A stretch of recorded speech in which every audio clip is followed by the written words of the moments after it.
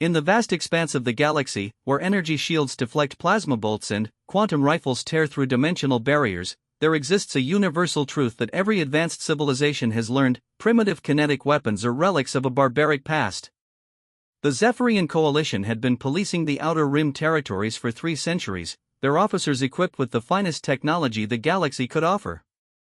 When they encountered the human settlement on Kepler 442b, they expected another routine compliance check with yet another backward species clinging to outdated traditions. What they didn't expect was to discover a race so stubbornly primitive that they still manufactured and maintained weapons that fired chunks of metal using controlled explosions.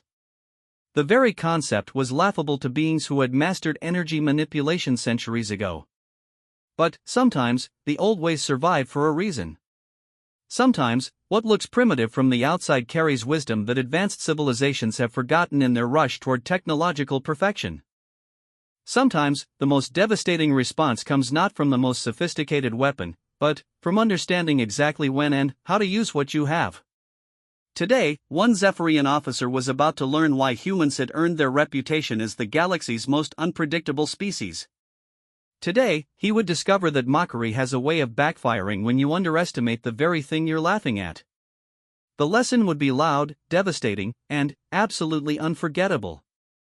The morning sun cast long shadows across the settlement of New Haven as the Zephyrian patrol ship descended through Kepler 442b's amber atmosphere. The vessel's sleek hull gleamed like polished obsidian, its anti-gravity engines humming with barely contained energy. Citizens stopped their morning routines to watch the graceful landing, children pointing at the exotic craft while adults exchanged worried glances. Captain Marcus Chen stood on the settlement's observation deck, his weathered hands gripping the metal railing. At 53, he had seen enough of the galaxy to know when trouble was brewing. The Zephyrians hadn't visited New Haven in over 2 years, and unscheduled inspections usually meant someone in the coalition had gotten nervous about something. "Sir, should we prepare the ceremonial welcome?" asked Lieutenant Sarah Morrison, her young face creased with concern. Fresh out of the Colonial Defense Academy, she still believed protocol could solve most problems. Marcus shook his head, gray eyes fixed on the alien ship. "This isn't a social call, Morrison. Get word to all department heads. I want our documentation ready and our people on their best behavior. The Zephyrians are sticklers for regulations." The ship's boarding ramp extended with mechanical precision, revealing the interior's soft blue glow. 3 figures emerged, their elongated forms moving with fluid grace. Leading them was Commander Vextar, his silver-blue skin catching the morning light. His large, multifaceted eyes swept across the human settlement with barely concealed disdain. Behind him walked 2 subordinates, their ceremonial weapons gleaming at their sides. Energy rifles, Marcus noted, top-of-the-line plasma discharge models that could vaporize a building block with a single shot. The kind of weapons that made kinetic projectiles look like Stone Age tools. "Welcome to New Haven, Commander," Marcus said as he approached the landing zone, Morrison and 2 other officers flanking him. "We weren't expecting an inspection." Vextar's translator device converted his whistling, multi-tone speech into crisp standard English. "Captain Chen. This is a routine compliance check. Recent reports suggest your settlement may be violating several coalition regulations regarding defensive capabilities. I assure you, Commander, we operate strictly within the parameters of our colonial charter." Marcus kept his voice level, professional. 30 years of military service had taught him the value of diplomacy, especially when dealing with species that could glass your planet from orbit. The Zephyrian's head tilted, a gesture that somehow managed to convey both curiosity and condescension. "Indeed. We shall see. My intelligence reports indicate your people maintain what you call an armory. I am particularly interested in examining these primitive kinetic weapons you humans seem so attached to." Marcus felt his jaw tighten. Primitive. The word carried more weight than Vextar probably realized. "Our defensive systems are purely for colony protection, as outlined in Section 12 of the Colonial Defense Protocol." "Of course." Vextar's mandibles clicked in what might have been amusement. "Lead the way, Captain. I confess myself curious about these ancient technologies." My tactical databases indicate human kinetic weapons operate by igniting chemical compounds to propel metal projectiles. Such crude methods must be quite limiting. The small procession made its way through New Haven's streets, drawing stares from colonists going about their daily business. The settlement was a testament to human adaptability. Its prefabricated structures expanded and modified over 2 decades into something resembling a proper town. Gardens flourished between buildings, taking advantage of Kepler 442b's rich soil and longer growing seasons. Your people seem industrious, Vextar observed, watching a group of children chase each other around a fountain. Though I note the lack of advanced defensive installations. Most species fortify their colonies more extensively. We prefer to invest in community infrastructure, Marcus replied. Happy, healthy citizens are the best defense against most threats.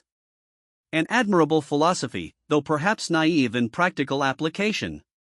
The Zephyrian commander paused to examine a farmer's market, his large eyes focusing on the variety of locally grown produce. Tell me, Captain, what is your colony's population? Approximately 8,000 permanent residents, with seasonal variations based on mining and agricultural cycles. Vextar's mandibles clicked again. And your defensive force? 200 active personnel in the Colonial Defense Force, plus civilian militia reserves. Marcus chose his words carefully. The numbers were accurate but didn't reflect the full picture of New Haven's defensive capabilities. They reached the Armory Complex, a series of reinforced buildings situated on the settlement's eastern edge. The main structure looked unremarkable from the outside, built from the same polymer concrete blend as most colonial architecture. Only the enhanced security doors and the discrete sensor arrays hinted at its true purpose. This is our primary defensive facility, Marcus explained, placing his palm on the biometric scanner. The heavy doors cycled open with a soft hiss of equalizing pressure. The interior was clean, well-lit, and organized with military precision. Racks of rifles lined the walls, each weapon properly maintained and secured. Ammunition containers were stacked in clearly marked sections, their contents catalogued and inventoried. Everything spoke of professional management and attention to detail. Vextar moved through the space like a predator evaluating prey, his multifaceted eyes taking in every detail. His subordinates flanked him, their energy weapons held in casual readiness. One of them, a younger Zephyrian with distinctive purple markings, seemed particularly amused by the human weapons. Fascinating, Vextar said, approaching a rack of standard infantry rifles. These are the XM40 series, correct? Chemical propellant, kinetic projectile, effective range approximately 800 meters? That's correct, Commander. Marcus watched the alien handle one of the rifles, noting how the advanced being examined the primitive weapon like an archaeologist studying ancient artifacts. The projectile velocity is what, roughly 800 meters per second? Vextar's tone carried the casual superiority of someone discussing obsolete technology. My plasma rifle can deliver a coherent energy burst at near light speed with devastating thermal effects. Why do humans persist with such inefficient weapons? Lieutenant Morrison shifted uncomfortably behind Marcus, her hand unconsciously moving toward her sidearm. The young officer clearly didn't appreciate the condescending tone. Kinetic weapons have certain advantages, Marcus replied diplomatically. They're reliable, easy to maintain, and effective against a wide range of targets. The purple-marked Zephyrian let out a sound that the translator rendered as laughter. Reliable? Captain, these weapons require constant maintenance of mechanical components. They generate significant recoil forces that affect accuracy. They depend on finite ammunition supplies that must be manufactured and transported. How is this superior to an energy weapon that draws power from portable fusion cells? Different tools for different jobs, Marcus said simply. Vextar moved deeper into the armory, his attention drawn to a secured section marked with additional warning signs. And what is contained behind these barriers, Captain? Marcus hesitated for just a moment before responding. Heavy weapons. Anti-vehicle and fortification systems. Show me. The sealed section required additional authorization codes, which Marcus provided with obvious reluctance. The heavy blast doors opened to reveal a smaller chamber containing equipment that looked significantly more threatening than the standard rifles. Missile launchers, heavy machine guns, and various support weapons were arranged in careful order. Vextar's large eyes widened as he took in the collection. These are crew-served weapons? Some of them, yes.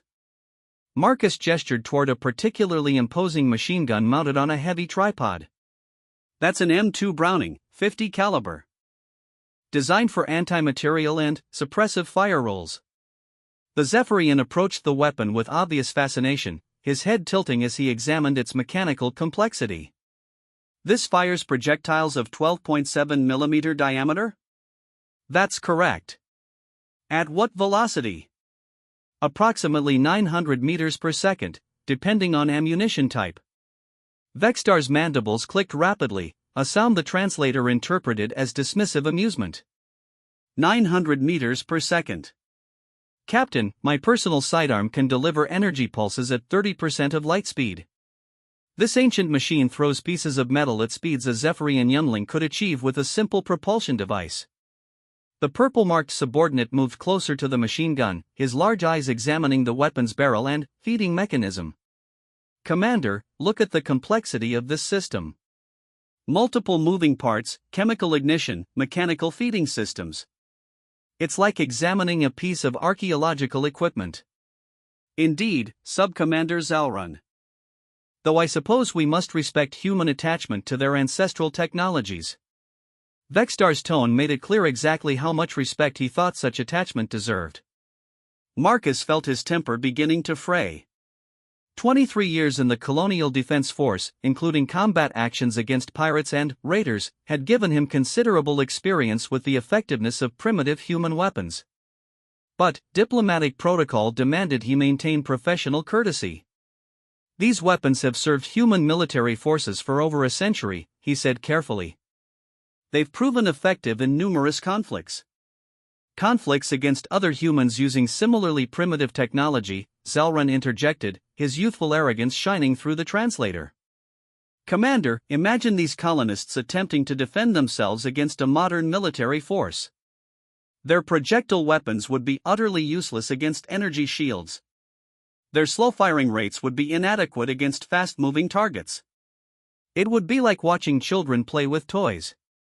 Vextar nodded approvingly at his subordinate's assessment. An accurate analysis, Sub-Commander. Though we must remember that not all species achieve technological advancement at the same rate. Humans are relatively new to interstellar civilization. Give them another few centuries, and perhaps they will abandon these crude implements for more sophisticated alternatives. Lieutenant Morrison's face was flushed with barely contained anger. Marcus caught her eye and gave a subtle shake of his head, warning her to maintain composure. The last thing they needed was a diplomatic incident over wounded pride. We appreciate the Coalition's patience with our technological development, Marcus said through gritted teeth. Of course, Vextar replied magnanimously. Now, I would like to observe a demonstration of these weapons' capabilities. For my report, you understand. The Coalition maintains detailed files on member species' defensive capabilities. Marcus considered the request. Standard procedure for inspections included capability demonstrations, and refusing would raise suspicions. We can arrange a live-fire exercise at our testing range. When would be convenient? Immediately, if possible. We have other colonies to inspect, and I am curious to see how these kinetic weapons perform in practice. The testing range lay 2 kilometers from the main settlement, a cleared area surrounded by natural hills that provided both safety barriers and noise reduction. Target systems were already in place, ranging from simple paper bullseyes to sophisticated electronic targets that could simulate moving threats. Marcus supervised the setup while his armory staff prepared various weapons for demonstration. Standard rifles, precision sniper systems, light machine guns, and, finally, the heavy M2 Browning that had attracted so much Zephyrian attention. Begin with your standard infantry weapons, Vextar instructed, his scientific curiosity apparently genuine despite his condescending attitude.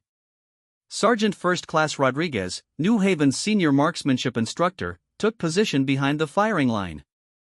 A veteran of the Proxima border conflicts, Rodriguez had never met an alien weapon he couldn't outshoot with human iron. His weathered hands moved with practiced efficiency as he checked the rifle's action and adjusted the sight settings.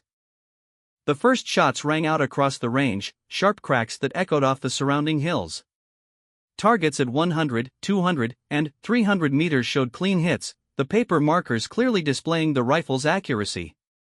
Vextar observed through sophisticated optical enhancement devices, his large eyes tracking the projectile's flight paths. Acceptable accuracy for such a primitive delivery system, he commented. Though the projectile velocity creates significant flight time to target. Against modern combat systems, the delay would be fatal. Rodriguez moved on to rapid-fire demonstrations, showing the rifle's sustained rate of fire and the effects of different ammunition types. The Zephyrians watched with the detached interest of scientists observing a historical recreation. Now the heavy weapon, Vextar requested. The M2 Browning had been positioned on a reinforced concrete pad, its massive frame anchored against the recoil forces it would generate. Sergeant Martinez, the colony's heavy weapons specialist, performed the pre-firing checks with ceremonial precision. 30 years of military service had taught him to respect the big gun's capabilities. This weapon fires armor-piercing incendiary rounds, Marcus explained as Martinez loaded the ammunition belt. Effective range is approximately 2,000 meters against area targets, 1,800 meters against point targets. Zelrun's mandibles clicked with amusement. 2,000 meters? Commander, our standard infantry weapons are accurate to 15,000 meters with appropriate targeting systems. Different operational concepts, Marcus replied, his patience wearing thin. Martinez positioned himself behind the weapon's grips, his experienced eyes scanning the range for proper target alignment. The distant targets were steel plates designed to demonstrate the weapon's penetrating power against hardened materials. Firing, Martinez announced, his voice carrying across the range. The first burst erupted from the M2's barrel with earth-shaking violence. The muzzle flash was brilliant white fire, the sound of thunderous hammering that rolled across the landscape like artillery. Brass cases ejected in a glittering stream, their metallic chiming barely audible over the weapon's devastating roar. The steel targets, positioned at 800 meters, disintegrated under the sustained fire. Each projectile struck with tremendous kinetic energy, the armor-piercing rounds punching through hardened steel like it was paper. Secondary explosions erupted as the incendiary compounds ignited, creating brilliant flowers of flame and smoke. For the first time since their arrival, the Zephyrians were silent. Martinez fired another burst, walking his shots across a line of targets. The destruction was absolute, methodical, and impossible to ignore. When the firing ceased, the range was filled with drifting smoke and the acrid smell of burned propellant. Impressive kinetic energy transfer, Vextar admitted, though his tone remained condescending. For a primitive system. Though I note the significant ammunition consumption and the substantial logistics requirements. A single energy weapon could deliver equivalent destructive effects with much greater efficiency. But, Marcus noticed something the Zephyrian commander might have missed. Both alien subordinates had taken several steps backward during the firing demonstration, their large eyes wide with something that might have been respect or concern. The raw, brutal violence of the machine gun's operation had clearly made an impression. Any other questions about our defensive capabilities?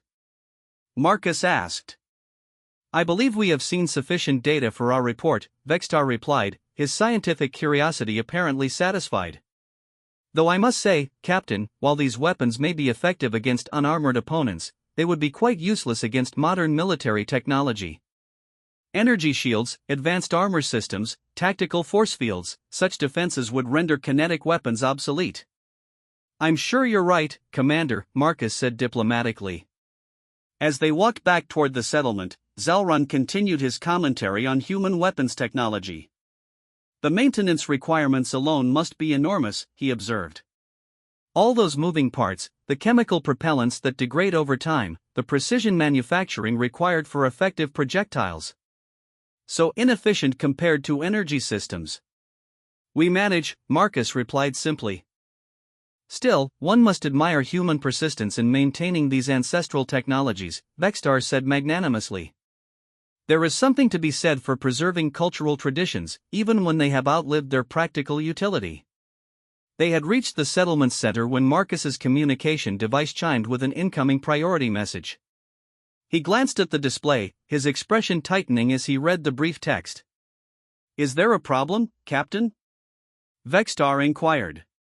"Unknown contacts approaching the system," Marcus replied, his military training automatically shifting him into alert mode. "Probably nothing serious, but I should check with our monitoring station." "Of course. We will complete our inspection and depart shortly." But, as Marcus hurried toward the communications center, he couldn't shake the feeling that the timing of this contact was more than coincidental. In his experience, trouble had a way of arriving at the worst possible moments. Behind him, the Zephyrians continued their casual discussion of human primitive technologies, apparently unconcerned about whatever might be approaching their peaceful little colony. They would learn soon enough that sometimes the old ways were old for a reason. The communications center buzzed with urgent activity as Marcus arrived, Lieutenant Morrison close behind. Tech Sergeant Williams looked up from his monitoring station, his face grave with concern.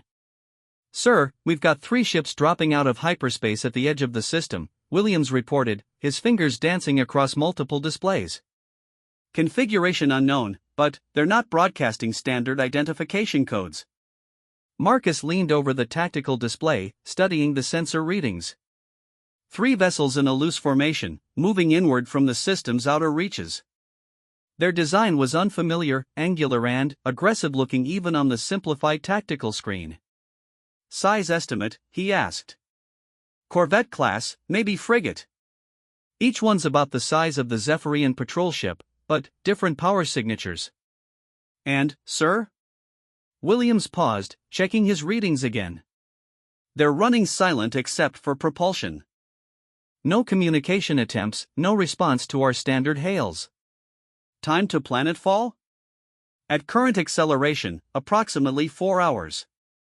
Marcus felt the familiar weight of command decisions settling on his shoulders. Unknown ships, aggressive posture, no communication. In his experience, that combination rarely led to pleasant encounters. "Alert status 2, he ordered. Civilian populations to prepared shelters, defensive forces to ready positions.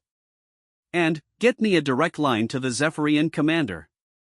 As Williams began implementing the alert procedures, Marcus activated his personal communicator. Within moments, Vextar's translated voice filled the command center. "Captain Chen, I trust this alert is merely precautionary? Unknown contacts approaching the system, Commander.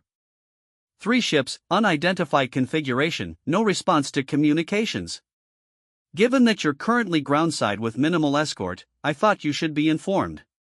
There was a pause before Vextar responded, and Marcus could hear background chatter in the alien's musical language. "My ship's sensors confirm your readings. The vessel configurations are not in our database, which is concerning. Do you wish us to remain grounded, or would you prefer we achieve orbit to assist with identification?" Marcus considered the options. The Zephyrian patrol ship was lightly armed but far more advanced than anything New Haven could field. Having it in orbit would provide additional sensor data and defensive capabilities. On the other hand, if this turned into a combat situation, having Vextar and his crew trapped on the ground could create a diplomatic nightmare. "Your call, Commander. We can provide reasonable ground-based protection, but you might be more effective from orbit." "Agreed. We will launch immediately and establish a defensive patrol pattern. Captain, I must ask, do you have any idea who these intruders might be?" "Negative. Could be pirates, raiders, or just traders with malfunctioning communications. We'll know more when they get closer." "Indeed." Vextar out. The next hour passed with agonizing slowness. New Haven's civilian population moved efficiently to prepared positions, their drills and training paying off as families relocated to reinforced shelters. The Colonial Defense Force activated its full roster, turning the settlement into a properly defended military installation. Marcus stood in the command center, watching multiple displays as the situation developed. The 3 unknown ships continued their steady approach, maintaining formation and radio silence. Above, the Zephyrian patrol ship had achieved orbit and was conducting active sensor sweeps, trying to identify the approaching vessels. "Sir, Commander Vexstar on priority channel," Williams announced. "Put him through." "Captain Chen, our enhanced sensors have identified the approaching vessels. They are Krell raiders, heavily modified with non-standard weapons systems." Vexstar's translated voice carried new urgency. "This is a significant threat. The Krell are known for their brutal tactics against undefended colonies." Marcus felt his blood chill. The Krell had a reputation that spread across multiple sectors, vicious pirates who specialized in raiding isolated settlements, taking whatever they could carry and destroying what they couldn't. They were also known for their complete lack of interest in negotiation or mercy. "What's their typical operational pattern?" he asked. "Fast assault, overwhelming firepower, minimal concern for collateral damage. They will attempt to disable your defensive capabilities with orbital bombardment, then land troops to secure valuable resources and captives." "Can your ship handle 3 of them?" Another pause, longer this time. "My vessel is a patrol ship, Captain, not a warship. Against 3 heavily armed raiders, I would estimate our survival probability at less than 30%. I am transmitting a priority distress signal to Coalition Fleet Command, but the nearest major warship is 6 days away at best." 6 days. Marcus ran the math in his head and didn't like the results. New Haven's ground-based defenses were adequate against small-scale threats, but they weren't designed to repel a determined assault by experienced raiders. "Commander, I need to know your capabilities and limitations. What can your ship do, and what can it do?" "We have light plasma weapons, adequate against unshielded targets but limited penetration against heavy armor. Our shields can absorb significant punishment but will degrade under sustained assault. We can provide orbital fire support, but our accuracy against ground targets is limited." Marcus absorbed this information, his tactical mind automatically sorting options and probabilities. 3 enemy ships against 1 lightly armed patrol vessel and a ground-based defensive force equipped with primitive kinetic weapons. The odds were not encouraging. "Sir," Lieutenant Morrison approached with a data pad, "latest reports from our observation posts. The raiders will be in weapons range in approximately 90 minutes. Deployment status? All defensive positions manned and ready. Heavy weapons teams are in position at primary choke points.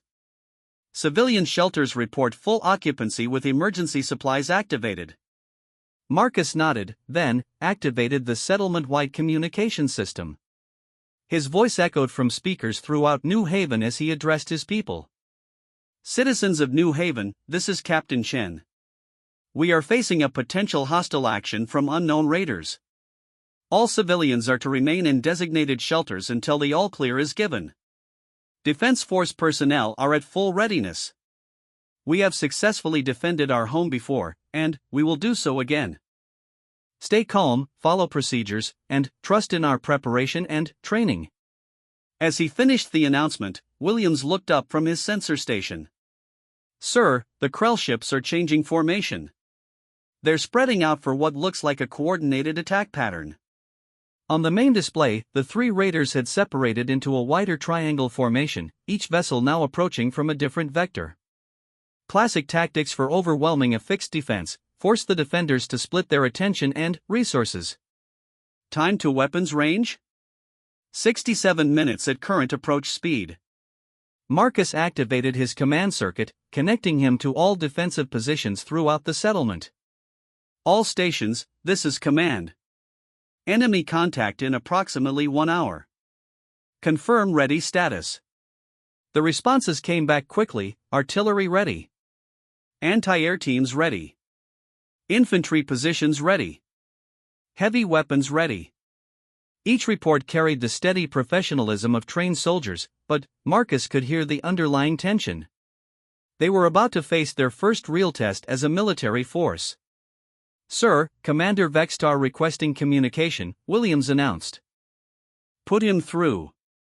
"Captain, my tactical analysis suggests the raiders will commence orbital bombardment to suppress your ground defenses, then land assault troops at multiple points to overwhelm your perimeter." Standard Krell doctrine calls for quick, brutal action to minimize their exposure to defensive fire. What's your recommendation? I can provide some orbital fire support, but I will need to remain mobile to avoid their weapons. Your ground forces should prepare for a landing assault rather than extended orbital bombardment.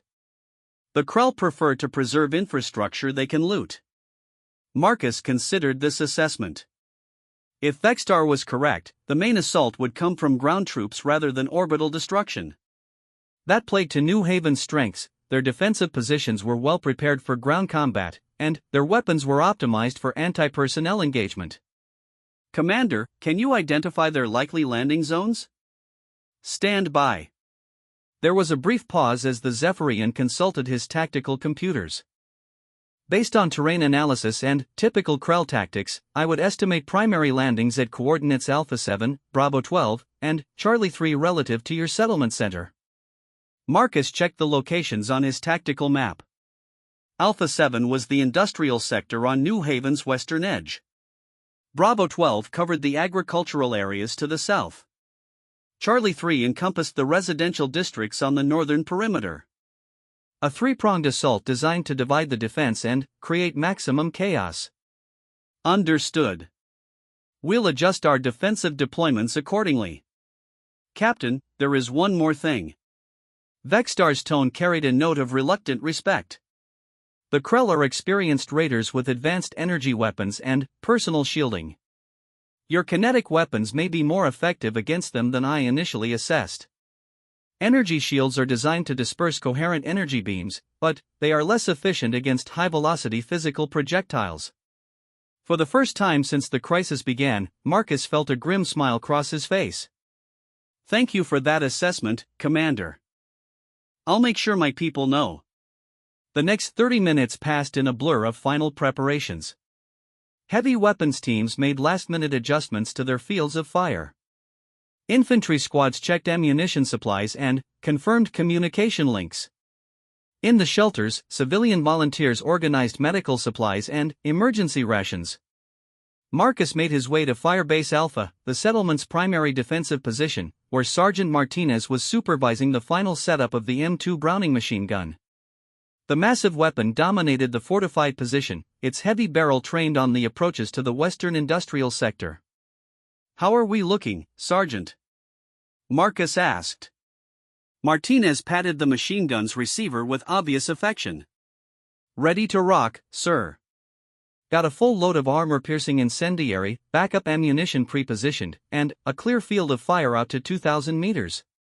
If those Krell bastards want a party, we're ready to dance. The machine gun crew consisted of Martinez as gunner, Corporal Johnson as assistant gunner, and Private Stevens on ammunition duty. All three were veterans of various conflicts, experienced soldiers who understood the deadly serious nature of their situation. Sir, Lieutenant Morrison's voice crackled through Marcus's communicator, radar contact. The raiders are beginning their final approach. Marcus looked up at the amber sky, knowing that somewhere above the atmosphere, 3 alien warships were preparing to unleash hell on his people. But, as he looked around Firebase Alpha, seeing the calm professionalism of his soldiers and the deadly efficiency of their weapons, he felt a familiar confidence settling over him. The Krell might have energy weapons and advanced technology. They might have experience raiding helpless colonies throughout the sector. But they were about to discover something that no amount of advanced technology could replace: the fury of humans defending their home with weapons they understood completely and had mastered through generations of conflict. All stations, final weapons check, Marcus ordered. Enemy contact imminent. The response came back from positions throughout New Haven: Alpha ready. Bravo ready. Charlie ready. Each team confirmed their readiness with the steady calm of professionals who had trained for this moment. Above them, invisible against the bright sky, the first Krell raider entered weapons range and began its attack run. The Battle of New Haven was about to begin, and the galaxy was about to learn why humans had never abandoned their primitive weapons. The lesson would be written in fire and blood, delivered at 900 meters per second, one devastating round at a time. Contact, contact. William's voice echoed from the command center. Multiple bogies inbound, estimate 5 minutes to landing. Martinez settled behind his weapon, his experienced hands finding their familiar positions on the grips. "Come on then, you alien bastards," he muttered, his voice carrying the quiet confidence of a man who had absolute faith in his weapon. "Let's see how your fancy shields handle some good old-fashioned American iron." The M2 Browning waited in patient readiness, 37 pounds of steel and engineering perfection, loaded with enough kinetic energy to rewrite the tactical assumptions of anyone foolish enough to underestimate human firepower. The Krell were about to receive an education in the continuing relevance of primitive technology. The first Krell landing pod screamed through Kepler 442b's atmosphere like a metallic meteor, its heat shields glowing cherry red as it decelerated. Two more followed in precise formation, their angular hulls bristling with weapon ports and sensor arrays. The raiders had chosen their landing zones with tactical precision, just as Commander Vextar had predicted. Marcus watched from the command center as the pods touched down with ground-shaking impacts, their retrothrusters scorching the earth in perfect circles. Within seconds, deployment ramps dropped and the Krell assault troops began pouring out. The first sight of the alien raiders would have intimidated most colonists. Standing nearly 8 feet tall, the Krell possessed 4 arms, chitinous exoskeletons that gleamed like polished obsidian, and compound eyes that provided 360-degree vision. Each warrior carried energy rifles that hummed with barely contained power, and their personal force fields shimmered around them like heat mirages. "All stations, contact confirmed," Marcus transmitted to his defensive positions. "Multiple hostiles deploying at predicted landing zones. Weapons free, repeat, weapons free." From Firebase Alpha, Sergeant Martinez watched through his scope as the first group of Krell warriors advanced across the industrial sector's open ground. Their movement was fluid and confident, the stride of experienced soldiers who had crushed dozens of colonial militias with overwhelming technological superiority. "Range 800 meters and closing," Martinez reported, his voice steady despite the approaching nightmare. "Counting 24 hostiles in the first wave, energy weapons and personal shields confirmed." The Krell advanced in a disciplined formation, their energy weapons sweeping potential cover positions with practiced efficiency. Their force fields glowed brighter as they detected the human defensive positions, automatically adjusting to counter expected energy weapon attacks. Martinez settled his weight behind the M2 Browning, his experienced hands making minute adjustments to the weapon's position. Beside him, Corporal Johnson fed the ammunition belt into the weapon's mechanism with practiced precision, each brass-cased round sliding into place with mechanical certainty. 600 meters, Martinez reported. The advancing Krell were now clearly visible, their alien features distorted by the shimmering energy fields that surrounded each warrior. Still closing in formation. In orbit above, Commander Vextar watched the tactical display with growing concern. His own sensors clearly showed the human defensive positions, but he could also see the Krell assault troops advancing with the confidence of soldiers who had never faced serious resistance. "Captain Chen, my tactical analysis indicates the Krell will be in optimal assault range within minutes. Their energy weapons will be effective against your fortified positions at 400 meters. "Understood, Commander," Marcus replied from the command center.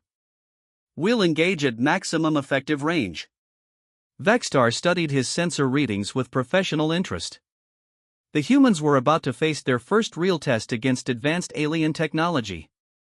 While he respected their courage, his tactical computers gave New Haven's defenders less than a 20% probability of success against experienced Krell raiders. At Firebase Alpha, Martinez tracked the approaching aliens through his weapon's optical sight. 450 meters. 400 meters. The Krell energy weapons were beginning to glow brighter as they prepared for combat engagement. "Alpha, you are cleared to engage," Marcus's voice crackled through the communication system. Martinez took a deep breath, feeling the familiar calm that came with absolute focus. 30 years of military service had taught him to trust his weapon, trust his training, and trust his instincts. The M2 Browning was loaded with armor-piercing incendiary rounds, each one carrying enough kinetic energy to punch through a quarter-inch of steel plate. The Krell force fields were designed to absorb and disperse energy weapon impacts. They were not designed to stop 12.7 mm projectiles traveling at 900 meters per second. "Firing," Martinez announced. The M2 Browning erupted with earth-shaking violence. The muzzle flash was a brilliant white star that lit up the battlefield, and the sound was like thunder given physical form. The weapon's massive bolts cycled with mechanical precision, ejecting spent cases in a glittering stream while chambering fresh rounds at a rate of 550 rounds per minute. The first burst caught the leading Krell warrior center mass. His energy shield flared brilliantly as it attempted to dissipate the incoming projectile's energy, but kinetic weapons operated on completely different principles than the energy beams the shield was designed to counter. The armor-piercing round punched through the force field like it didn't exist, then through the warrior's chitinous armor, then through the warrior himself.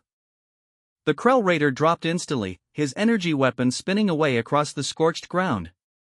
The incendiary compound in the projectile ignited inside his body cavity, creating a brief but spectacular explosion that sent his companions diving for whatever cover they could find. Target down, Martinez reported with professional calm, his hands already adjusting the weapon's aim toward the next group of raiders. The surviving Krell warriors had scattered, their disciplined formation breaking apart as they sought protection from the devastating kinetic fire. Their energy weapons returned fire, sending coherent plasma bolts toward the human positions, but the fortified emplacements had been designed to withstand such attacks. Martinez fired another burst, then another.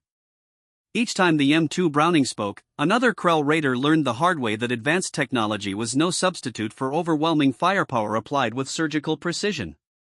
The force fields that had protected them against energy weapons were useless against projectiles that transferred their energy through simple, brutal kinetic impact. In the command center, Marcus watched the tactical display with grim satisfaction. Firebase Alpha was decimating the first Krell assault wave, their casualties mounting rapidly as they struggled to adapt to an unexpected threat.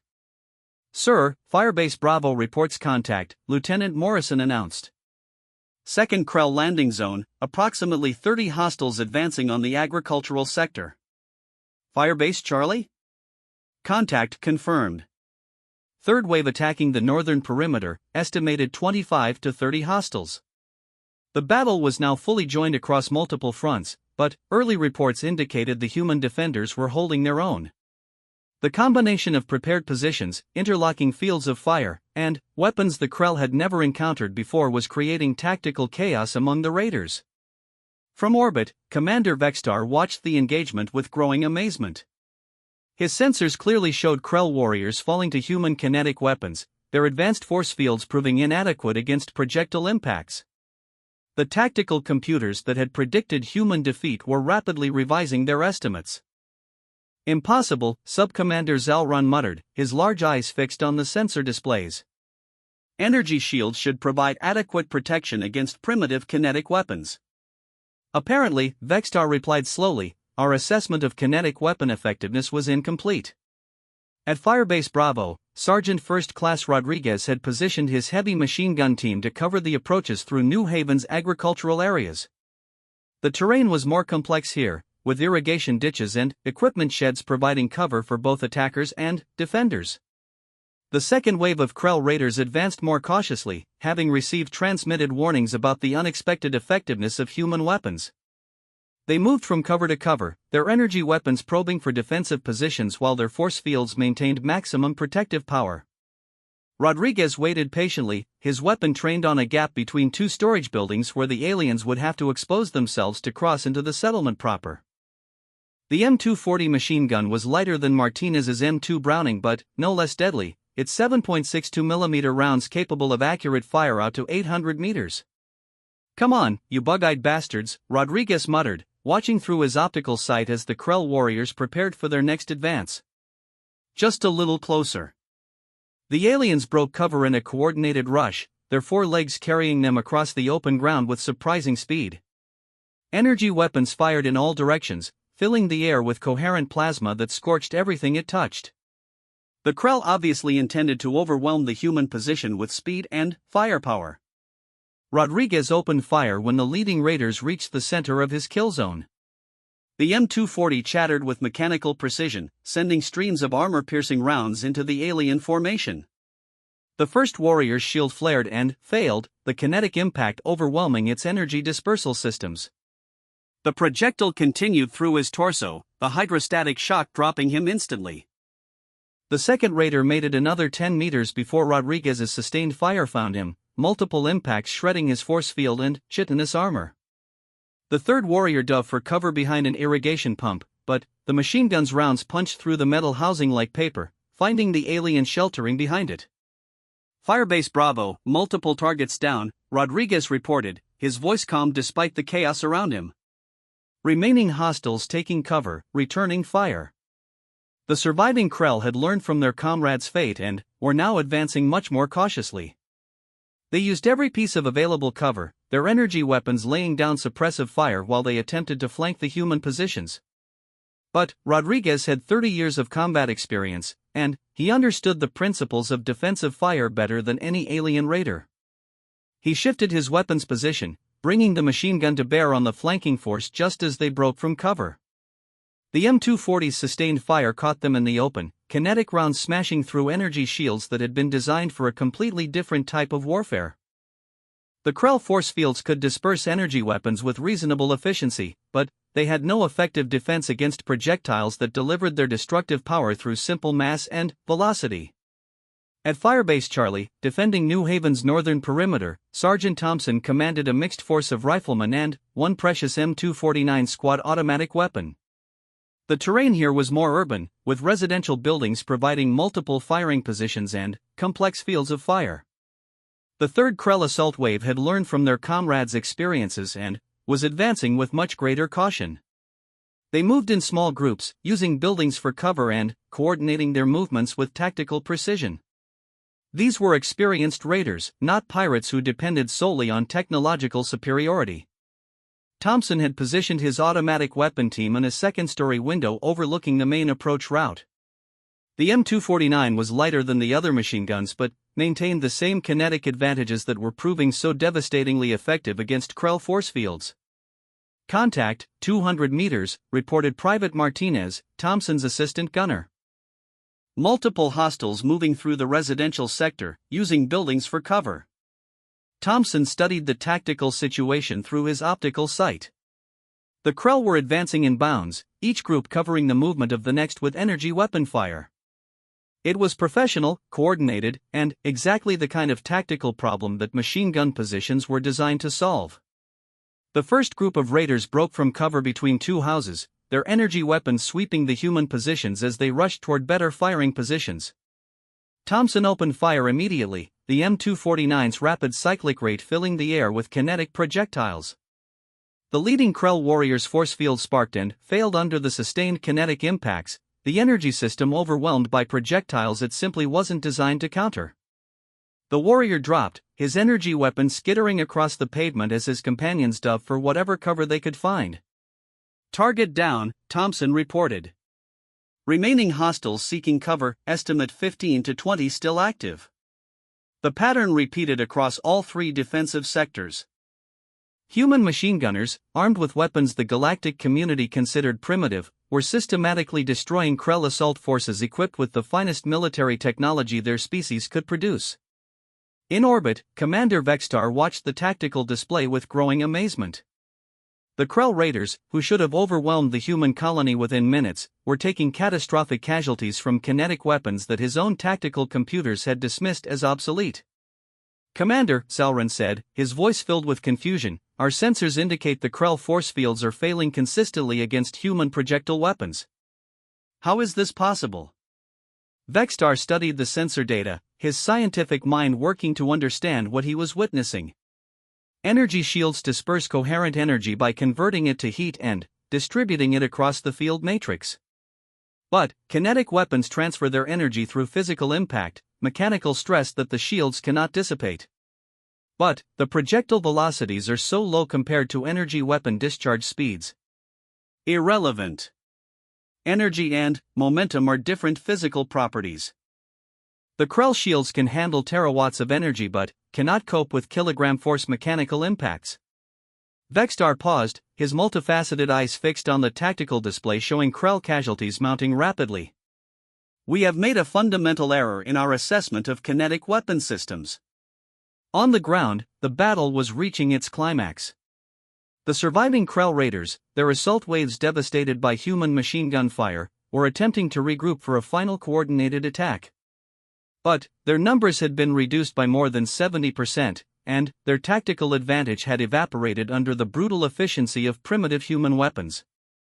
At Firebase Alpha, Martinez loaded a fresh ammunition belt into his M2 Browning, his experienced hands moving with mechanical precision. The weapon's barrel was hot from sustained firing, but the massive machine gun showed no signs of mechanical stress. Designed for sustained combat operations, it was performing exactly as intended. "Alpha, this is Command," Marcus's voice crackled through the communication system. "Enemy forces appear to be regrouping for final assault. All positions maintain defensive readiness." "Roger, Command," Martinez replied, settling back behind his weapon. The approaching Krell had learned to respect human firepower, but they were still alien raiders with advanced technology and decades of combat experience. This wasn't over yet. The final Krell assault began simultaneously across all three sectors, the remaining raiders coordinating their attacks in a desperate attempt to overwhelm the human defenses through sheer aggression. Energy weapons filled the air with coherent plasma as the aliens advanced, their remaining force fields glowing at maximum power. But the humans had prepared for exactly this scenario. Interlocking fields of fire, pre-positioned ammunition supplies, and weapons that had been tested in conflicts across multiple star systems. When the Krell broke from cover for their final charge, they ran directly into the teeth of defensive firepower that had been perfected through centuries of human warfare. Martinez's M2 Browning hammered out its deadly rhythm, each burst precisely aimed and devastatingly effective. Rodriguez's M240 swept the agricultural approaches with sustained fire. Thompson's M249 covered the residential sector with rapid, accurate bursts. And, throughout the settlement, individual riflemen added their own kinetic contributions to the defensive fire. The Krell assault collapsed within minutes. Advanced energy shields, designed to counter the most sophisticated weapons in the galaxy, proved helpless against projectiles that operated on principles as old as human civilization. The raiders who had expected to overwhelm another defenseless colony instead found themselves facing weapons that their technology simply could not counter. When the firing finally ceased, the silence that followed was broken only by the mechanical sounds of weapons being cleared and made safe. The Battle of New Haven was over, decided not by advanced technology or sophisticated tactics, but by the simple effectiveness of kinetic energy delivered through precisely manufactured projectiles. Commander Vexstar's patrol ship descended through the atmosphere, landing near the settlement center as human soldiers emerged from their defensive positions. The Zephyrian officer stepped from his ship to find Captain Chen waiting for him, the human's weathered face showing the satisfaction of a commander whose tactical decisions had been proven absolutely correct. "Captain," Vexstar said, his translator rendering his musical language into standard English, "I must formally apologize for our earlier assessment of your defensive capabilities." Marcus nodded gravely. "No apology necessary, Commander. Different species, different approaches to warfare." "Indeed." Vexstar paused, studying the human settlement that had just proven the continuing relevance of supposedly primitive technology. "I believe my tactical databases require significant revision regarding kinetic weapon effectiveness." Subcommander Zalrun approached, his large eyes still wide with amazement at what he had witnessed. "Captain Chen, how did you know that kinetic weapons would be effective against Krell energy shields?" Marcus allowed himself a slight smile. "We didn't know for certain. But we understood our weapons' capabilities and limitations better than anyone else. Sometimes that's enough." As the cleanup began and casualty reports came in, word of the Battle of New Haven began spreading through galactic communication networks. A human colony, armed with kinetic weapons that most species considered obsolete, had decisively defeated a Krell raiding force equipped with advanced military technology. The implications would ripple through military establishments across the galaxy. Energy shields would be redesigned to account for kinetic threats. Tactical doctrines would be revised to include projectile weapons as viable threats.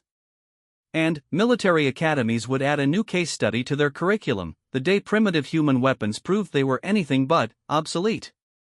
But, for the citizens of New Haven, the lesson was much simpler. Sometimes the old ways survive because they work. Sometimes primitive technology is primitive only in the eyes of those who have forgotten the fundamental principles that make it effective.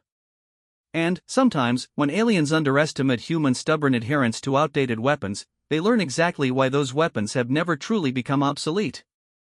The M2 Browning machine gun, designed in 1918 and, still delivering devastating kinetic energy over a century later, had just taught the galaxy a lesson in the enduring effectiveness of human engineering. The lesson had been loud, destructive, and absolutely unforgettable. As Commander Vextar prepared his after-action report, he found himself looking at human kinetic weapons with entirely new respect. Primitive? Perhaps by galactic standards. Obsolete? Absolutely not. Effective? The Krell casualties scattered across New Haven's defensive perimeter provided all the evidence anyone could need. The galaxy had just been reminded why humans had never abandoned their ancient weapons. Because sometimes, when the chips are down and the enemy is at the gates, nothing beats the simple effectiveness of sending a large piece of metal downrange at very high velocity. 900 meters per second was apparently fast enough to rewrite tactical assumptions that had stood for centuries. The thunder of human machine guns echoed across Kepler 442b, carrying a message that would soon reach every corner of the galaxy. Reports of kinetic weapons obsolescence had been greatly exaggerated.